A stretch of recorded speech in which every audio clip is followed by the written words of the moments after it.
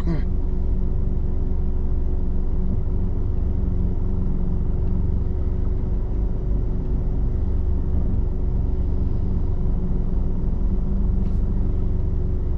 po na isinagawa po doon sa mga airstrand na na-report po.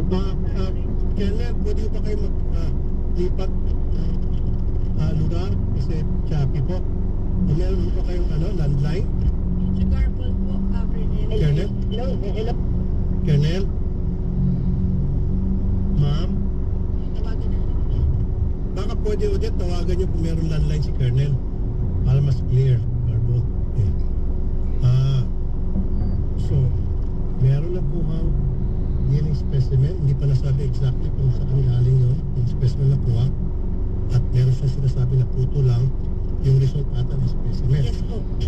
Bumalik na yung resulta po ng DNA test na ginawa nila sa mga nakuha nila ebidensya doon.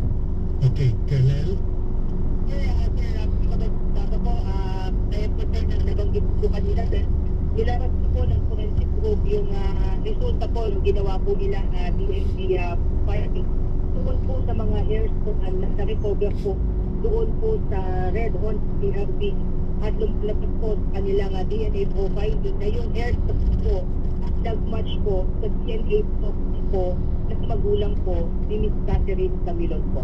Ayun, okay. So your hair strands na nakuha doon sa CRB, sabi niyo pa na sakyan, pati yung blood?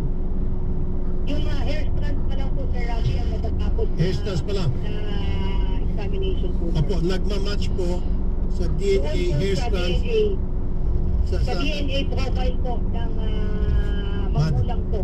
Okay. Sa mother po, particular sa mother at father po ni Miss gumawa sila ng matching. So yung Opo. DNA hair strand na marami ho ba? Isang peraso lang? Marami po itong nakuhang Okay, hair strand sige. Sir Rafi, at ilan po doon ay nag-match na po sa Okay, DNA ilan doon? profile po ng magulang. Okay. So, ibig sabihin, napakalaking probability na yun po ay kay Catherine Camilon, yung naiwang hair strands doon. Ang tanong ko lang po, paano po kayo nakapag-recover ng hair strands doon sa Red CRB na yon? At sino po may-ari ng Red CRB na yon? Kung malatandaan na Sir Rafi, noong November 9 ay meron po reported na abandoned Red CRB dyan po sa may barangay Dumuklay, Batangas City, at nai-report po ito sa CIDG at immediately ay Jesus Christ. dahil na meron na po tayo hinahanap na Red CRB dahil meron